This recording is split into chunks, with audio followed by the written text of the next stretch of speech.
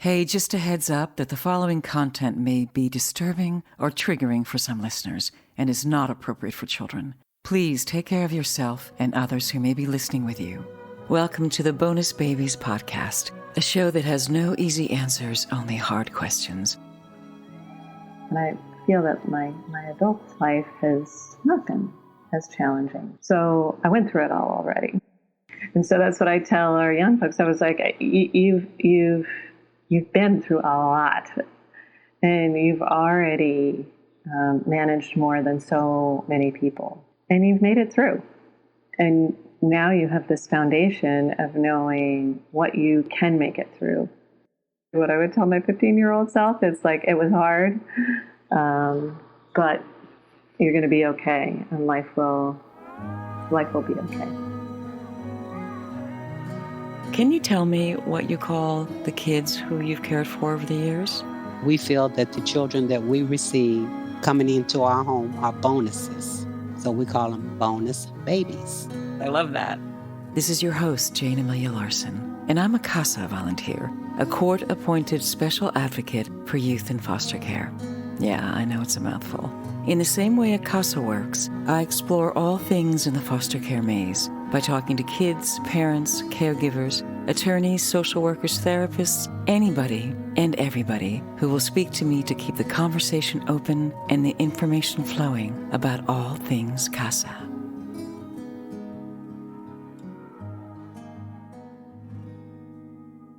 My guest today is a remarkable woman with many, many talents. She works with kids. She works with nature. She works as an artist. She's also a former foster youth who had some really rough teenage years, but she got up and out of it, and now she helps others do the same. Unfortunately, there were some technical difficulties in the recording, and in spite of the tremendous efforts of my engineers, it's not really solved. But I think her story is really important, so here it is. Oh, and there was a cat involved, her cat actually, but it's not his fault. So here's Diane Martell. Hi, so I'm here with Diane Martell. Thank you, Diane, for coming on. Hi.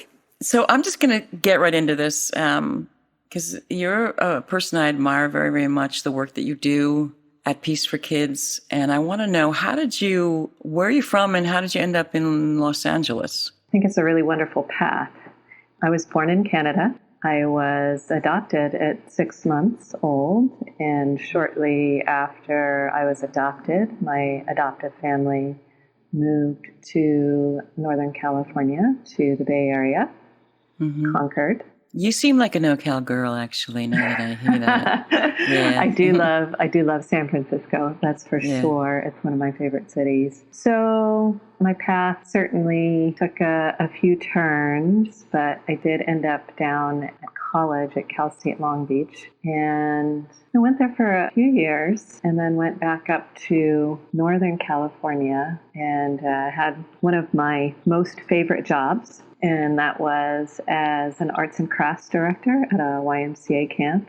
I highly recommend it. If anybody's You learned a lot about yourself, right? Oh, it's amazing. It was because I wasn't a camp counselor. I had a little more freedom to do what I wanted during the day. And my best friend from college was also there. And she was the head wrangler. So we would go horseback riding in the morning and then eat a big breakfast, and then I would work with kids, teaching them how to...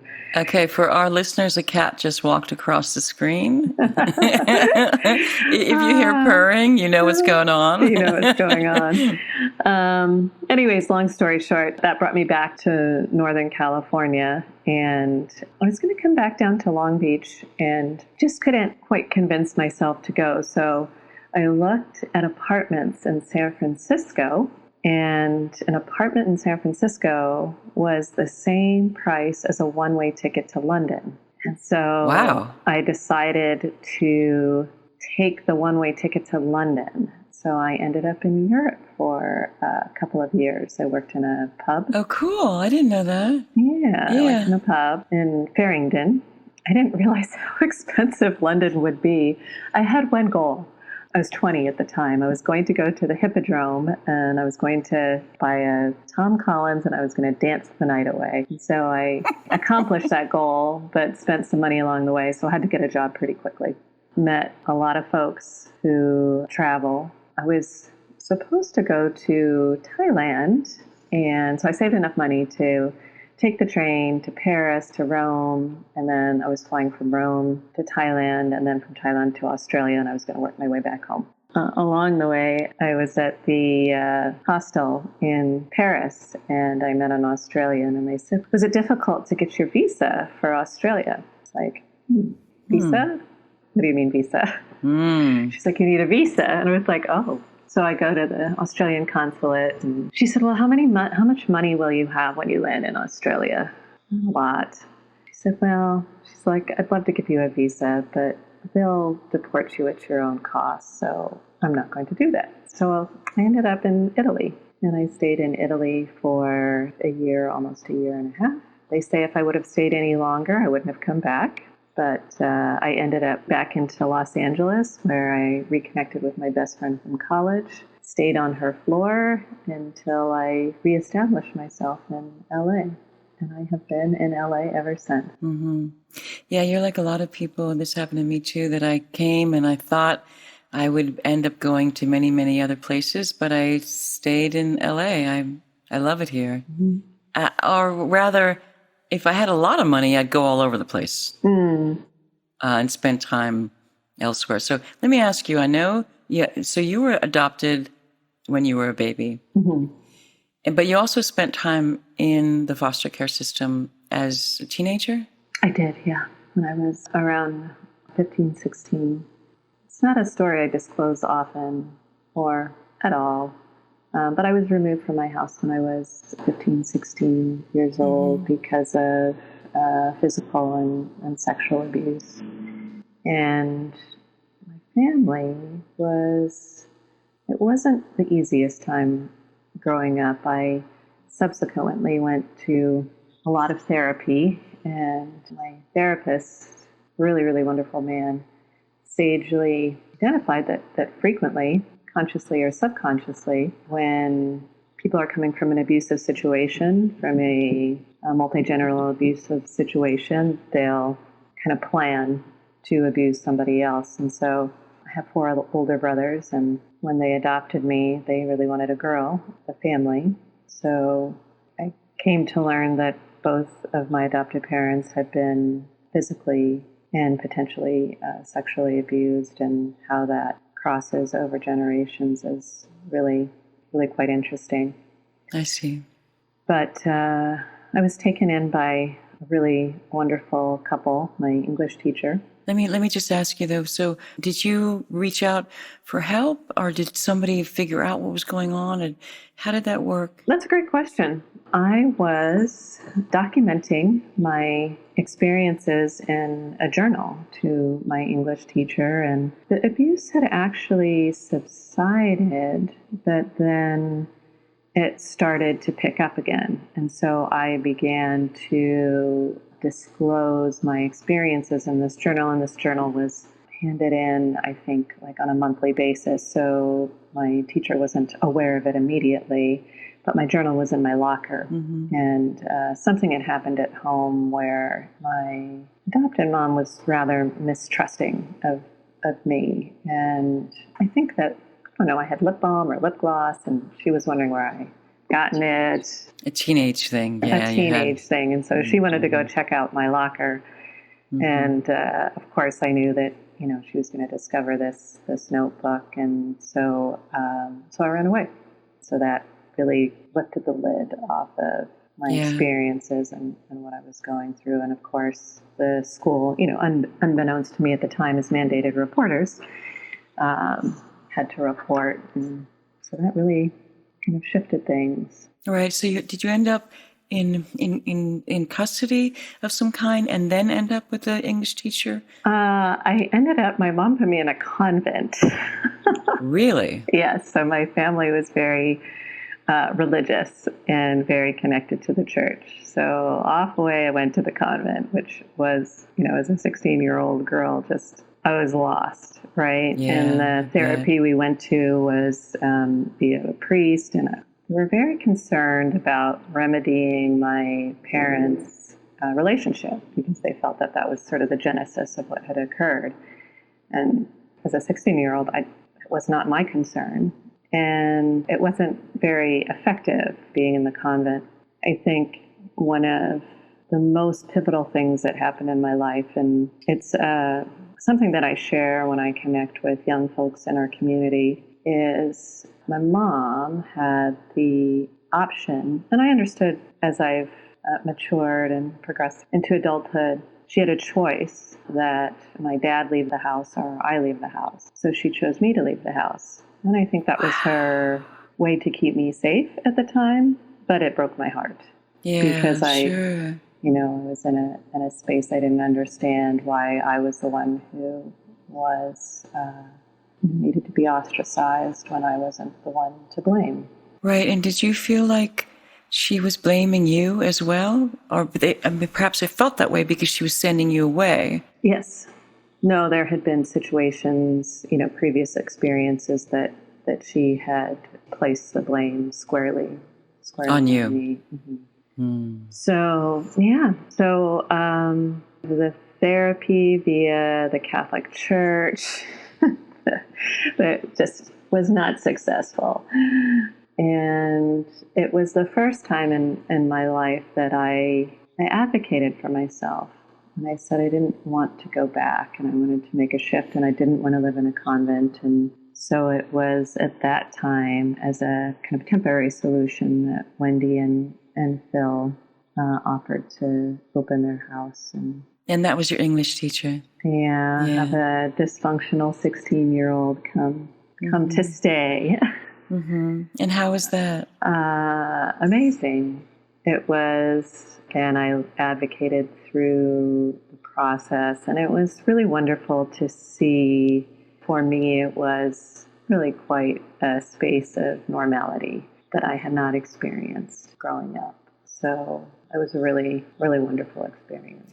Yeah, it's really amazing when caring adults step up, and it is. They can make a big difference in kids' lives. And huge difference. Right. And of course, that's what you're doing on a regular basis at Peace for Kids. So I want to get to that because I know that there was a circuitous route for you to find Peace for Kids, but a really compelling one. So will you tell me about that? Sure.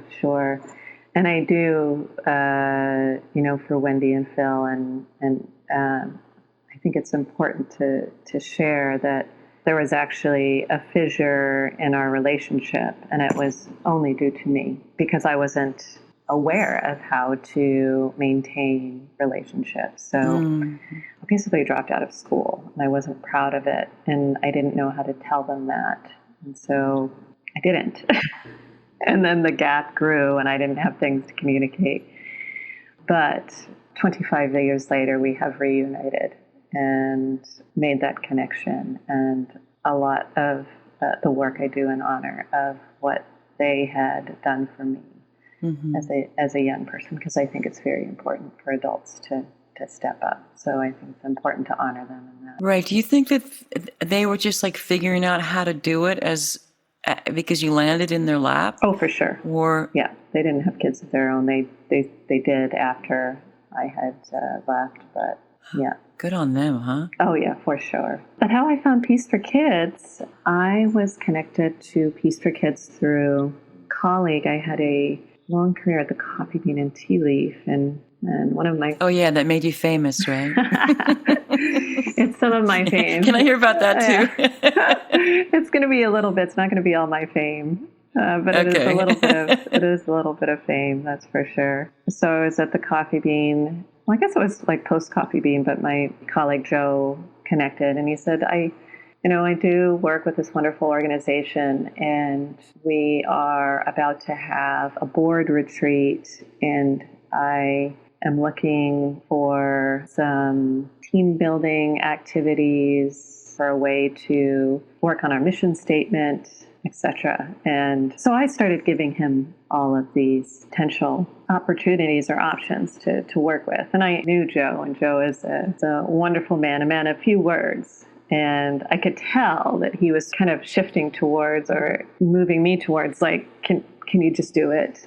Instead of giving me... Oh, so he was like making a path for you to like actually do what he wanted to do. And it sounds like it would be valuable for somebody to come and facilitate. He's like, yes, that's my direct ask. So I went out to Palm Springs for a Peace for Kids board retreat that was, I guess, about 12 years ago, and facilitated some team building exercises and an exercise around revamping a mission statement. So it was really, really wonderful. We went to dinner that night as to connect and team build and get to know each other a little bit more. And through this whole process, they didn't know that I had a foster care experience. And all of the people at the table were some of the most fantastic people I had met as of yet. I was like, gosh, these people are just really wonderful, and I would really like to spend more time. So after they discovered my experience, they turned around pretty quickly and invited me to be on the board.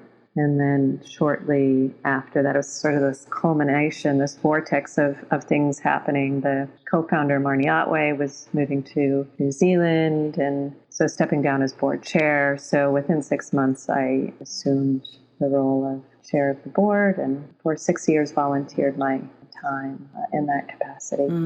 So I want to ask you, and this might be a difficult question to answer, but I'm assuming from what you've said so far that your experience of abuse you put aside. You put it like in a pocket, like in your back pocket or in a closet. And working now with youth who've spent time in foster care, does that bubble up for you now regularly? Have you had to confront that, resolve that, or do you feel like that's been a process that's happening throughout your life? Yeah, I feel that I had a really amazing therapist. And that's a whole other story that we'll have to spend another day on. But Dr. Felix Pohl. And he taught this wonderful technique in which it helped me to organize my experiences, emotions, and feelings. So it was a really wonderful process in which I could allow feelings to emerge, not emerge. It was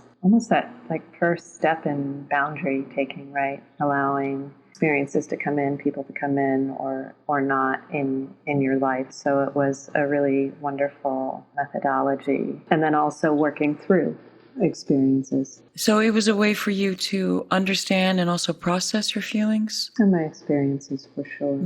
That I can see the sort of foundation of what it was at the time and how it's manifested and evolved into a way to effectively self-reflect and connect with myself and to also support others. Right. And can you tell me about the work that you do now with Peace for Kids? You're a program coordinator, manager. You actually develop the programs, but you deal with the kids so much, it seems to me. I mean, I know I've learned so much from you just watching you. I mentioned this to you recently, and you said, well, there's been so many experiences like that. But I remember you dealing with a toddler, basically. Maybe he was 4.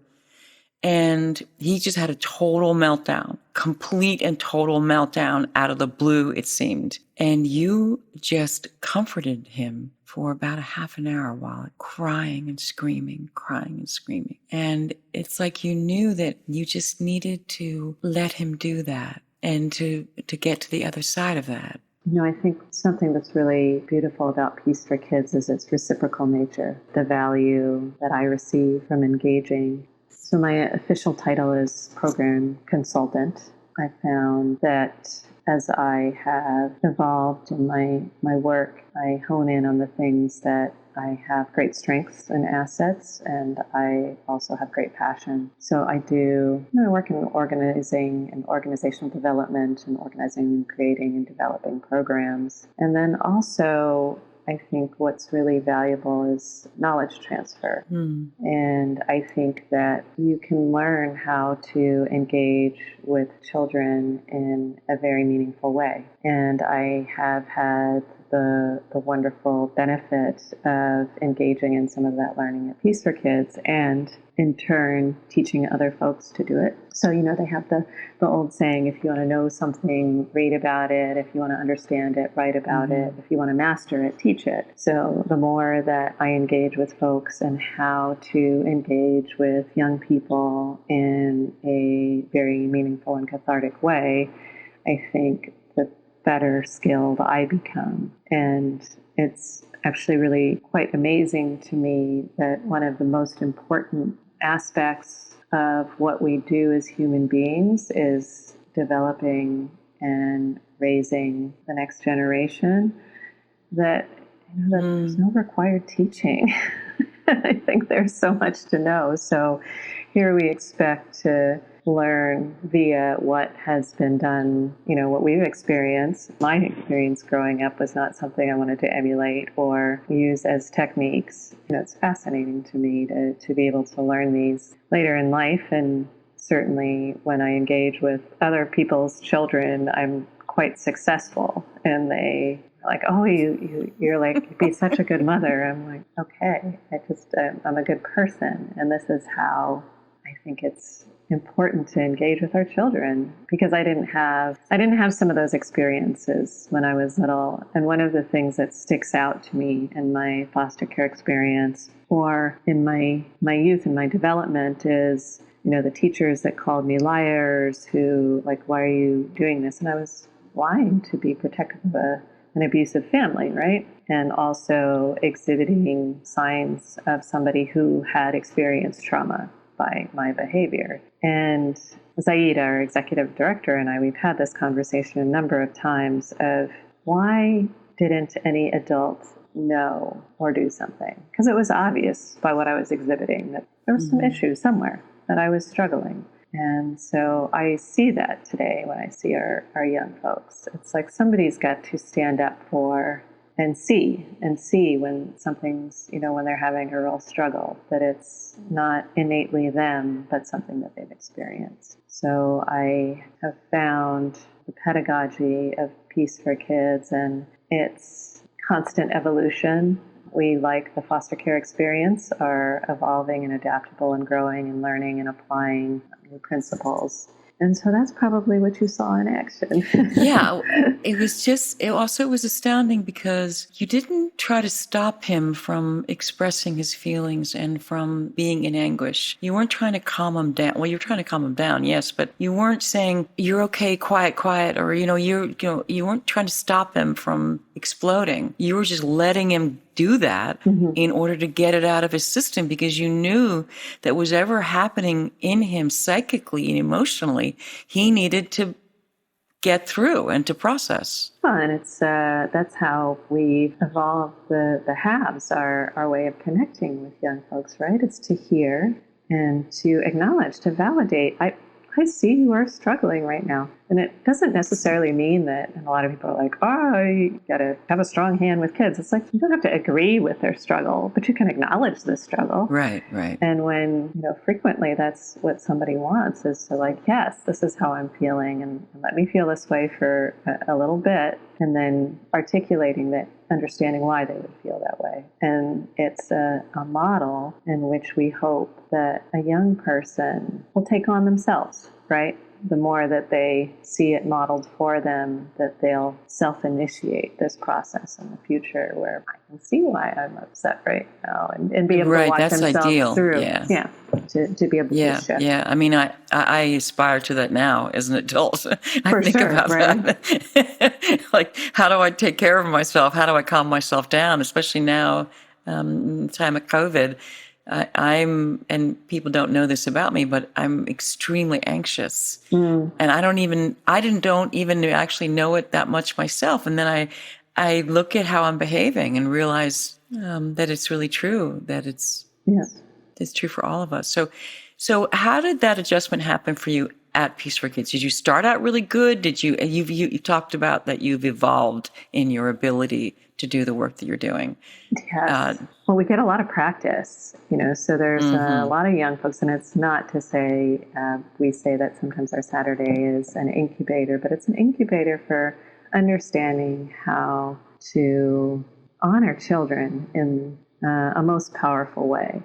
So you can definitely feel when you got it wrong, right? And there's an experience that stands out to me of a young person, probably similar in age to the young person you saw me with. And this young person was really struggling and would really kind of act out and be unsafe with themselves and unsafe with the community. And, the teacher who is like most amazing with young folks was struggling as well and trying to manage 16 to 24 to 6-year-olds that's a Herculean effort sometimes, particularly when somebody's choosing to, dance on the tables and throw things. And so that particular experience, I needed to restrain a young person, and we were certified in techniques in which to restrain in a thoughtful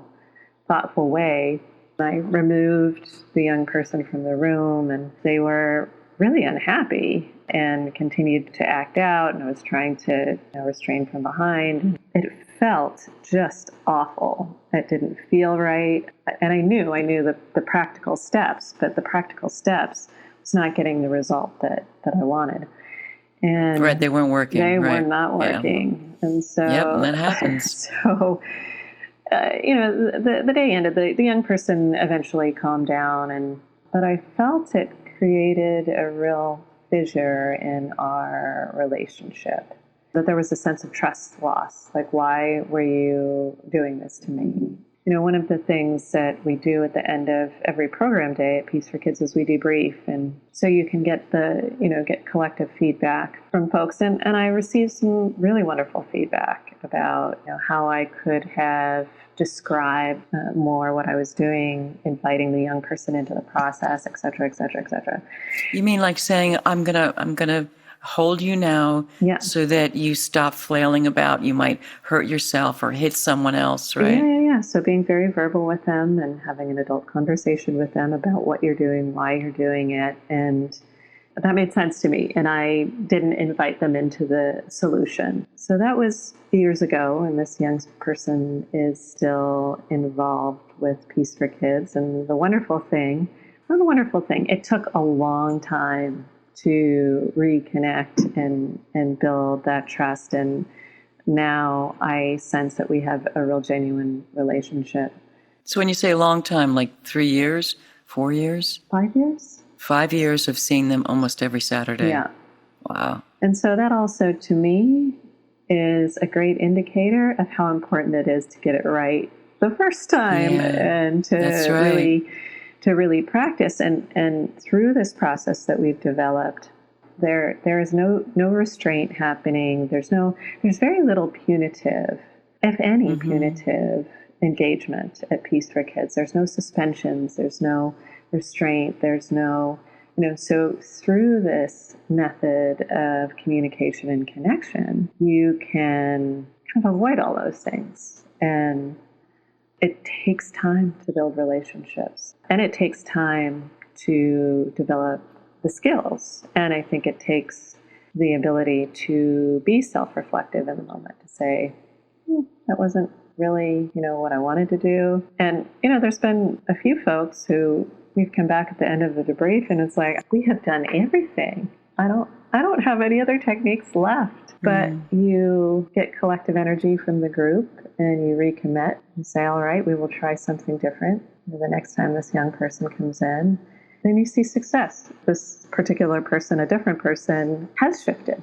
And it's a culmination of things, right? It's not just Peace for Kids, but it's a caregiver who's been consistent, a caregiver who says, you're not going to be 7 or 14 days, and I'm going to, bring your sibling in as well, so you have some level of comfort. And so all of these things you could see really shifting this young person's experience to feel a little more grounded in who they are as a human. It's been really, really beautiful to watch. Yeah, I remember being struck by, and I've written about this, but my first days at Peace for Kids as a volunteer, I was kind of perplexed by these kids that would come in and start immediately looking for their siblings. They'd say, "Where's my sister? Where's my sister? Have you seen my brother?" And I thought that was odd because I thought, well, why don't they know where they are? Didn't they come with them? And then somebody, maybe you, explained to me, well, they're not living with their brother or sister. They're in different foster homes. So the only time they get to see each other is on Saturdays. And that's why they would be frantically looking for their older brother or little sister, because they hadn't seen them all week. And I was just so struck by that. And then I started thinking, well, what is actually Peace for Kids, the organization? How do the kids get there? Who comprises the Peace for Kids community? Can you explain that to me? Because I think a lot of people don't understand how foster care works. Sure. That they think that's taking kids in, but actually it's really often dispersing kids is what it's actually doing. So can you talk about how the families and caregivers work to bring kids at Peace for Kids? Sure. Peace for Kids is very much a word-of-mouth organization. And we've done that intentionally, right? Our goal has never to be the biggest, but to be the most thoughtful in how we can engage and honor an experience of a young person while they're in our environment. Caregivers tell caregivers, and even if children are reunified with their biological families, they're still welcome to join us, because I think one of the things that is of value is that when a young person comes in to Peace for Kids, they have the quick discovery that most of the people there have had a foster care experience. All the kids have. Right, and many of the volunteers, Many too, of the volunteers, actually. yeah, for sure. Right. And so when you can reflect on and empathize with their experience, it's really quite compelling, and to see their little eyeballs light up is really a wonderful thing. So we do have relationships with DCFS, and some folks get recommended through there, caregiver referrals, and community referrals. And then where we're really, I don't want to say it's shifting our energy, as I alluded to earlier, that our Saturday program is a bit of an incubator, right, of how to... And we worked with some young folks for a really, really long time, so we can understand a little more holistically our efforts and how they have, either worked or not worked, and again, we can kind of shift the dial. And so one of our goals as an organization is to communicate this out to the greater public, right, and to how we engage with our young people, and how everybody engages with young people can really make a difference on this planet, right? And how we connect and honor and elevate our young folks. We have a book club at Peace for Kids, and we finished a book over the summer. We started it with the racial reckoning around George Floyd, and so one of the books we read is called Post-Traumatic Slave Syndrome. The author is really a wonderful and compelling author, Dr. Joy. The opening of the book is a Messiah quote, and is, "How are the children?" That's what they'll ask. How are the children? Not how are your children, but how are the children?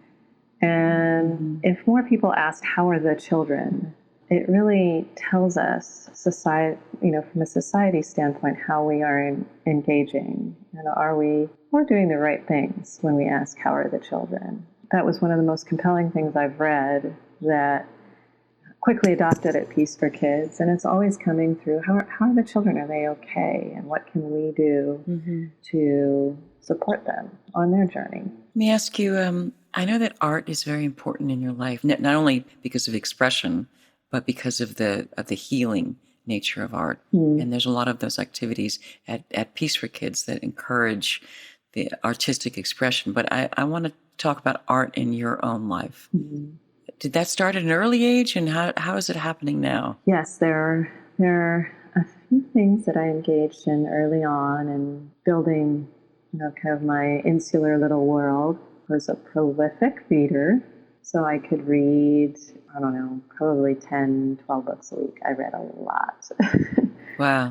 Then I also began to draw early on, and I have some great talent. And So when I went to college, or as I was graduating high school, I was taking AP courses, and creative writing teacher and my art teacher were like fighting over like, no, you should do art. And the other's like, no, you should write. No, you should do art. No, you should write.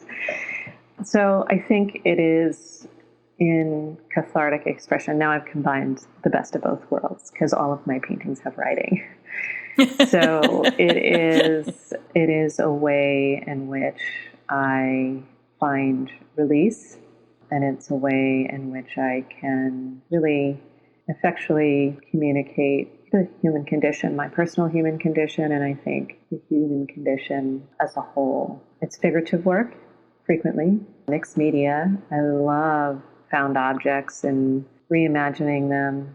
And then the writing is usually kind of the meanderings of my mind. And so it somewhat plays the role of a diary. I have an interesting experience where when I was in my late 20s, early 30s, I was always on the search for my biological mother. And I think that's just something, you always have this want to connect with family, right? Mm-hmm. And so I understand that in our young people, no matter what the experience has been, just wanting to be this part of the family. So Canada has a little more open process in finding folks. So I found my biological mom know that I was on this planet, and she wrote me a letter. The letter echoed the experience I had as that 15-year-old, where I'm going to choose my husband over you. And so she, in an 8-page letter, wrote the same thing. It's like, my husband doesn't know that you are alive. And I was like, what is up with these people? So I got really upset, and I locked myself away for the weekend, and I painted this extraordinary painting. I actually drew it out first. So I have that sketch, which I'm grateful that I kept, but I did this beautiful painting, and in the back, just kind of all my thoughts about this experience. And then I burned the letter. I wish I didn't do that, by the way, but it was meant to be. And then I had an art show like that next year.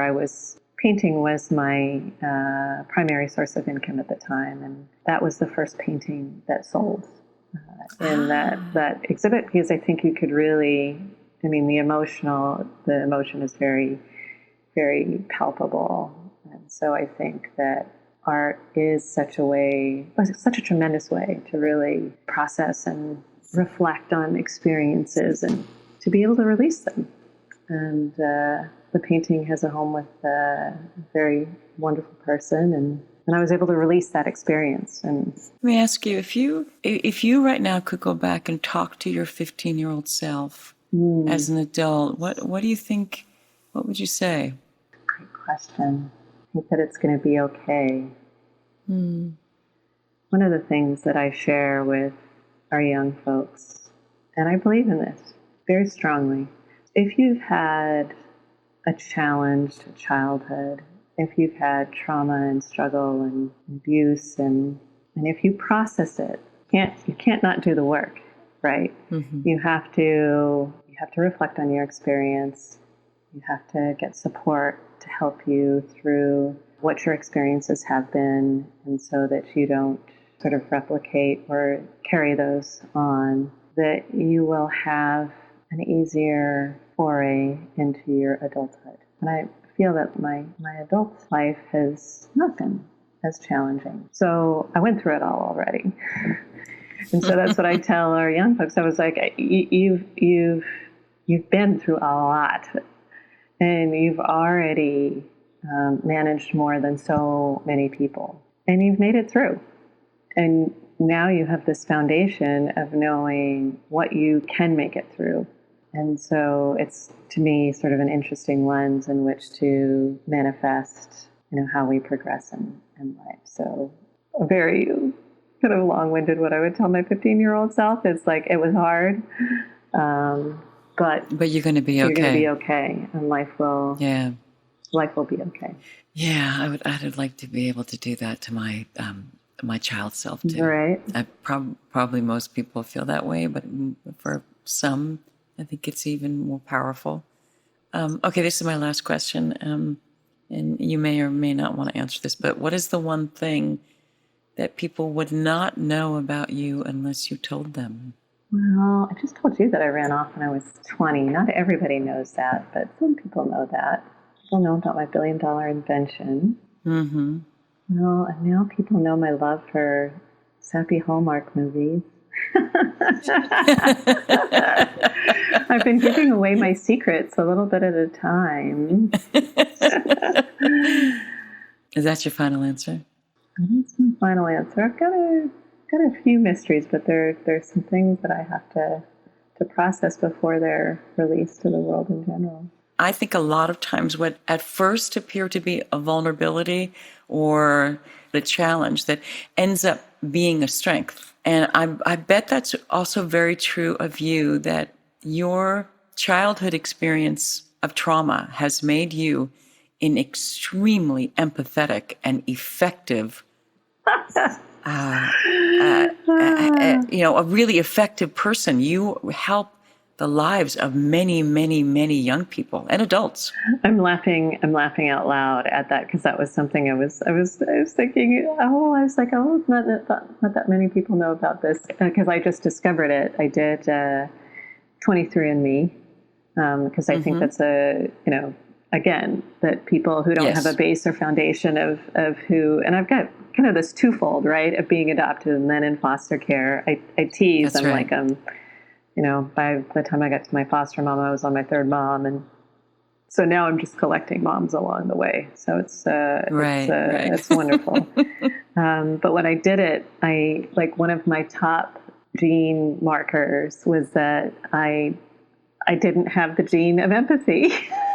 Get out! That's just dumb. And so now I use it as a joke in case. And here's the thing: is I can be really empathetic, but there is a certain point where I'm like, all right, we've just got to move forward now.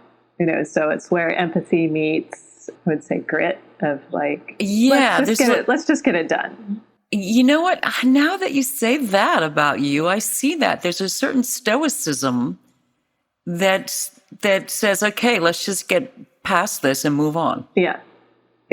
So I thought that was funny, and now I use it as somewhat of a crutch when people are like, well, I'm like, sorry, I don't have the empathy gene, so so I am not biologically built to.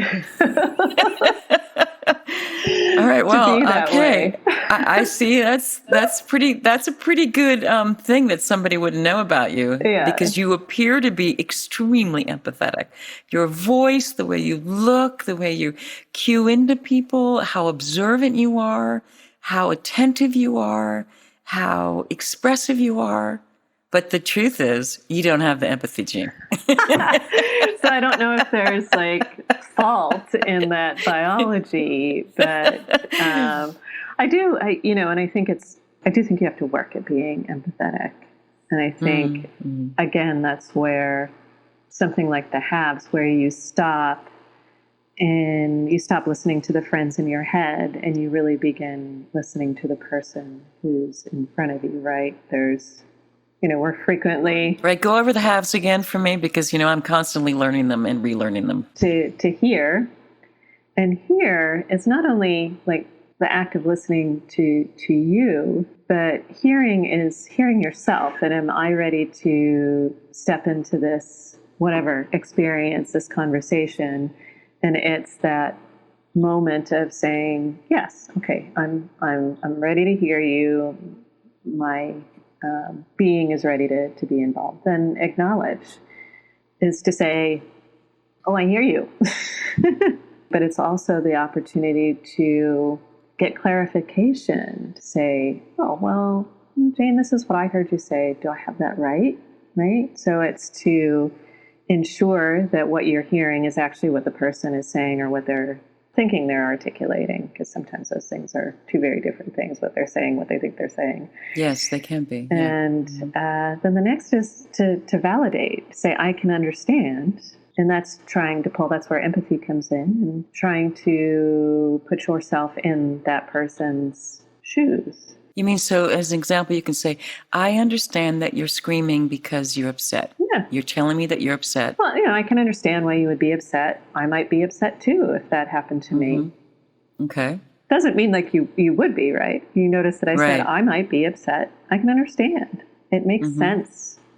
And so, and then that last piece is to shift. And one of the things that we find crucial in the model is the shift doesn't always happen right away. So the shift could happen many years down the road, or it could happen in that moment. The young person you saw me with, it seemed like it happened in that moment. The experience that I was sharing with you, I had to re-engage and I have so many times with that young person in order to get that shift in our relationship. Right. 5 years later, that shift happens. 5 years later. And Right, but you plant the seed over and over again. Yes. Right? And I find that this way of engaging with my adoptive brothers, with, just with adults in my life these days, also, it's really valuable. It's not only valuable with children, it's valuable with adults, it's valuable in work. Yes. I found that to be true too. Yeah, for sure. Yeah. Listen, thank you so much. You're a lovely human being. I've told you that before, but I want you to hear it again because I truly admire you. I admire the work that you're doing. I also appreciate your ability to empathize, even though you don't have the empathy gene. I'm going to use that too now. Right? You'll have to go do your 23andMe or your gene marker and find that out. Yeah. I just thought it was so funny that along with male baldness is like one of the top. I was like, oh, great. So I'm, all right, sweetie. Thanks so much. Okay. It's my pleasure. I've listened to this recording several times. I keep on going back to it. And I think it's because I find it really inspiring. I hope you do too. Diane, in spite of very difficult early years, she has done the work to make her own happy life. That's what she wants, so that's what she's doing. She's making it happen. And I find that gives me hope. It makes me feel hopeful. So thank you, Diane. Thank you. If you see something, say something. If you suspect that a child's health or safety is jeopardized in any way by parents or anyone else, contact the Child Protective Services Agency in your county. 24-hour hotlines are staffed by trained social workers who will help you through the process, and you can do so anonymously. In California, you can call the Child Protection Hotline at 800-540-4000. So if you see something, say something. You might be saving a child's life. I want to thank the supremely talented Christina Apostolopoulos for her beautiful music, Eferisto. To hear more of her music, go to Spotify and Instagram at Christina Aposto. That's ChristinAAPOSTO. I know you want to. Her stuff is really great. And thanks to my audio producer extraordinaire, Marcos Campito. I'm glad I found you. Thanks for listening, and if you like what you hear, please rate us and hit subscribe.